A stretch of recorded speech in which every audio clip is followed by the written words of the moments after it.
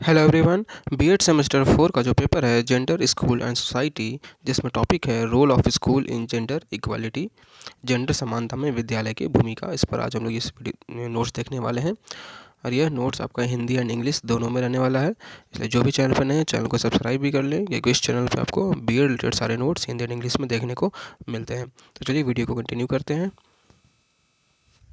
सबसे पहले अगर हम लोग मीनिंग ऑफ स्कूल का अगर देख लें, विद्यालय का क्या अर्थ होता है, तो विद्यालय का शाब्दिक अर्थ है विद्या का आलय, अर्थात विद्या का घर, अर्थात वे स्थान जहाँ शिक्षा ग्रहण की जाती है। विद्यालय शब्द के लिए अंग्रेजी भाषा में स्कूल शब्द का प्रयोग होता है, जिसके उत्पत्ति ग्रीक भाषा यानी कि जो ग्रीक वर्ड है उससे है, जिसका मतलब होता है, जो ग्रीक वर्ड है हमारा स्कोला, उससे हुआ है, जिसका अर्थ होता है अवकाश। ओके, ग्रीक लैंग्वेज में इसको स्कोला बोलते हैं, जिसका मतलब होता है लीव यानी कि अवकाश। और स्कूल क्या होता है, वह प्लेस होता है, प्लेस ऑफ लर्निंग होता है, जहाँ पे विद्या को ग्रहण किया जाता है। उस प्लेस को हम लोग कहते हैं विश्वविद्यालय, मतलब कि स्कूल। उसके बाद है, यह अर्थ थोड़ा विचित्र सा प्रतीत होता है, परंतु प्राचीन यूनान में अवकाश के स्थान को विद्यालय नाम से पुकारा जाता था। जहाँ पे छुट्टियाँ बिताते हैं उस जगह को क्या बोला जाता था, स्कूल नाम दिया गया था एंशियंट ग्रीस में। During leisure he use to do his self development, जो अवकाश का समय था उसमें वो क्या करते थे, खुद का विकास करने का काम वो करते थे। इसी अवकाश के समय वे खेलकूद, व्यायाम इत्यादि करते थे। ठीक है, जो भी स्पोर्ट्स एक्टिविटी एक्सरसाइज हो गया वो सभी कुछ वो लोग इस अवकाश पीरियड में करते थे। धीरे धीरे ये अवकाश विद्यालय में परिवर्तित हो गए और विद्यालय नाम से पुकारे जाने लगा। धीरे धीरे क्या हो गया कि जो वेकेशन थे वो कन्वर्ट हो गए किस में, स्कूल में, और धीरे धीरे इसको स्कूल नाम से ही जाना गया।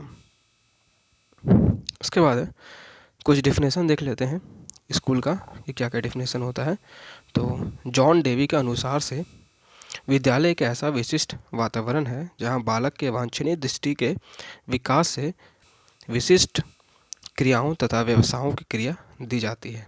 स्कूल क्या है, कैसा है, स्पेशल इन्वायरमेंट है जहाँ पे बच्चे का डिजायरेबल जो उसका इच्छा है, जो विज़न है, उस पर ध्यान दिया जाता है, और एक स्पेसिफिक एक्टिविटीज़ और ऑक्यूपेशंस पे ध्यान दिया जाता है ताकि बच्चे का ऑलराउंड डेवलपमेंट हो सके।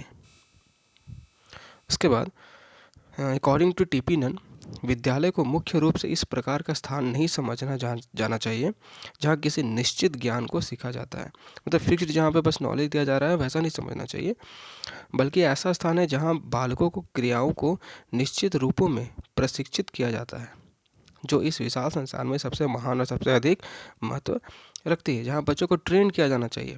ठीक है, सभी एक्टिविटीज़ के फॉर्म में बच्चों को ट्रेन किया जाना चाहिए, जो कि इस दुनिया में महत्व रखती है उन सभी चीज़ों को लेकर के। फिर नेक्स्ट है, अकॉर्डिंग टू जी.एस. रॉस, स्कूलों की स्थापना मानव द्वारा समाज में सुव्यवस्थित और सुस्थापित सदस्यता के लिए बच्चों को तैयार करने की दृष्टि से की जाती है। ठीक है, स्कूल क्या है, एक इंस्टीट्यूशन है जो इस्टेब्लिश किया जाता है ह्यूमंस के द्वारा ही, ताकि चिल्ड्रन को प्रिपेयर किया जा सके एक वेल ऑर्डर्ड और वेल इस्टेब्लिश्ड एक सोसाइटी के मेंबरशिप के तौर पे, ताकि वो समाज का एक महत्वपूर्ण हिस्सा बन करके रहे, जो कि वेल ऑर्डर्ड हो, वेल इस्टेब्लिश्ड हो। उसके बाद है role of school in gender equality. जब जो हमारा मेन टॉपिक है उस पर हम लोग आते हैं कि जेंडर समानता में विद्यालय की क्या भूमिका है। तो हम लोग डिफरेंट डिफरेंट पॉइंट्स को देखेंगे, ठीक है, कि किन किन पॉइंट्स को ध्यान में रखा जाता है जेंडर इक्वालिटी के लिए स्कूल में। विद्यालय को समाज का लघु रूप माना जाता है। ठीक है, छोटा सा फॉर्म, सोसाइटी का छोटा फॉर्म स्कूल को माना जाता है। वर्तमान में विद्यालय केवल अध्ययन अध्यापन तक ही सीमित नहीं रह गया है, बल्कि यह सामाजिक कुरीतियों को समाप्त करने में भी महत्वपूर्ण भूमिका निभाता है। जो भी सोशल इविल्स है उसको रेडिकेट करने में, उसको ख़त्म करने में भी स्कूल जो है बहुत बड़ा रोल प्ले करता है।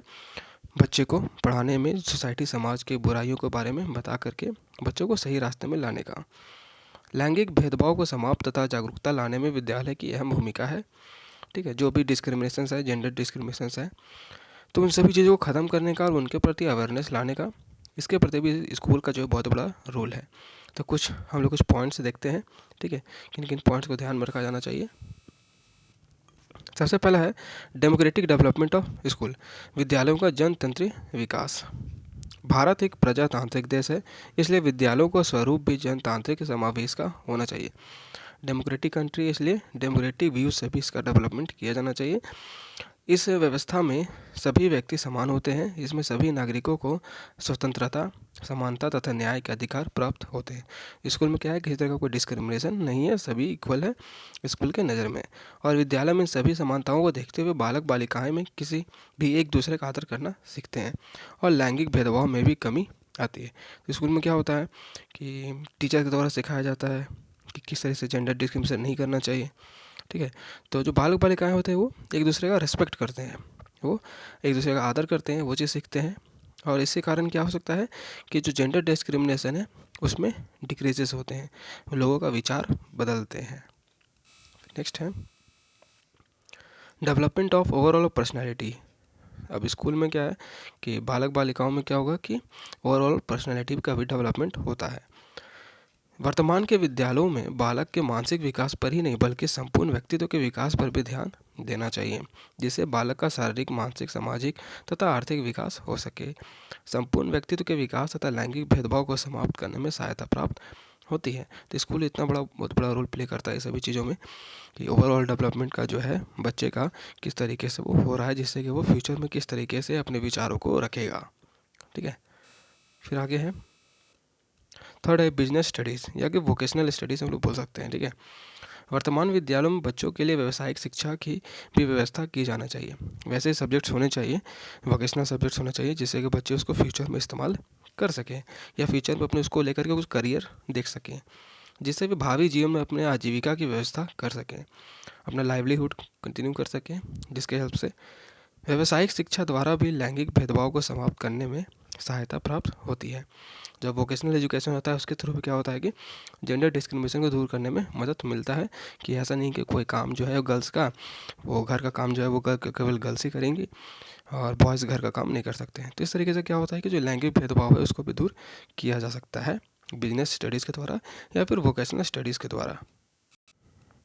फिर आगे देखते हैं, फोर्थ है अडल्ट एजुकेशन।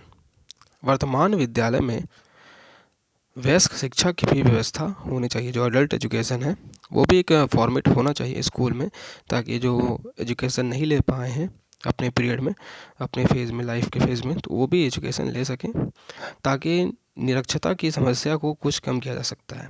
इससे प्रौढ़ शिक्षा को भी बड़ा बढ़ावा मिलता है तथा उनमें भी शिक्षा के प्रति जागरूकता उत्पन्न होती है, ठीक है। इस जो अवेयरनेस है अडल्ट्स में भी आ सकता है एजुकेशन को लेकर के, क्योंकि ऐसा नहीं कि वो एडल्ट हो गए हैं तो उनको पढ़ाई लिखाई से कोई चीज़ें को सामना होगा ही नहीं, उनको भी सामना करना पड़ता है बहुत जगहों पे, किसी जगह पे पढ़ना लिखना होता है।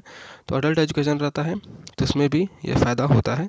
तो एडल्ट एजुकेशन करने से भी क्या होगा कि जेंडर इक्वलिटी देखने को मिलेगा। फिफ्थ है अरेंजमेंट ऑफ को एजुकेशन। जो सह शिक्षा है बॉयज़ एंड गर्ल्स एक स्कूल में, विद्यालय में सह शिक्षा का भी प्रचलन अब देखा जा रहा है। सह शिक्षा द्वारा बालक बालिकाएं साथ में शिक्षा ग्रहण नहीं करते बल्कि एक दूसरे का सहयोग तथा समस्याओं से अवगत होकर विचारों का आदान प्रदान करते हैं तथा एक दूसरे को सम्मान तथा सुरक्षा प्रदान करते हैं। को एजुकेशन होने से क्या होता है कि जो अगर कुछ ग्रुप डिस्कशन है या डिबेट है तो उस कंडीशन में क्या होता है कि बॉयज़ एंड गर्ल्स डिबेट करते हैं, एक दूसरे का आचार जो हमारा विचार है वो प्रकट होता है, ठीक है। उससे क्या होता है एक दूसरे का सम्मान भी करते हैं, ठीक है बच्चे। तो उससे भी जेंडर इक्वालिटी को हमको देखने को मिलता है कि स्कूल वहाँ भी जेंडर इक्वालिटी को शो कर रहा है। इसके बाद है 6 है टीचर ट्रेनिंग सिस्टम। टीचर को भी ट्रेन करना ज़रूरी है कि वो किस तरीके से अपने विचार, ऐसा ना हो कि टीचर ही जो है वो संकुचित अपना विचार रखता हो तो फिर वो बच्चे को कैसे ट्रेन करेगा, बच्चे को कैसे सिखाएगा। तो टीचर को भी ट्रेन होना ज़रूरी है जेंडर को लेकर के, जेंडर डिस्क्रिमिनेशन को लेकर के, ठीक है। विद्यालय में शिक्षक प्रशिक्षण की भी व्यवस्था होनी चाहिए ताकि विद्यालयों का स्तर ऊंचा हो सके। शिक्षक प्रशिक्षण पाठ्यक्रम द्वारा आदर्श शिक्षक के गुण, लैंगिक मुद्दों पर जागरूकता आदि का ज्ञान प्राप्त किया जाएगा, जिससे शिक्षकों की नवीन विचारधाराओं एवं उदारता का विकास होगा। रेगुलर वे में क्या होना चाहिए कि टीचर ट्रेनिंग भी स्कूल में प्रोवाइड किया जाना चाहिए, जो कि होता है एक्चुअली, अभी भी होता है। तो जो टीचर ट्रेनिंग जो है वो कराना चाहिए स्कूल में टाइम टू टाइम, जिससे कि टीचर का भी विचारों को भी आगे लाया जा सके, और वो तभी तो एक अच्छा जो आदर्श शिक्षक होगा वो अपने बच्चों को आदर्श नियम बताएगा। तो यह था आज का ये नोट्स कि role of school in gender equality. उम्मीद है यह नोट्स आपको पसंद आई हो, तो वीडियो को लाइक करें, चैनल को सब्सक्राइब करें और अपने दोस्तों के पास भी इसे ज़रूर शेयर करें। तो मिलते हैं हम लोग नेक्स्ट वीडियो में।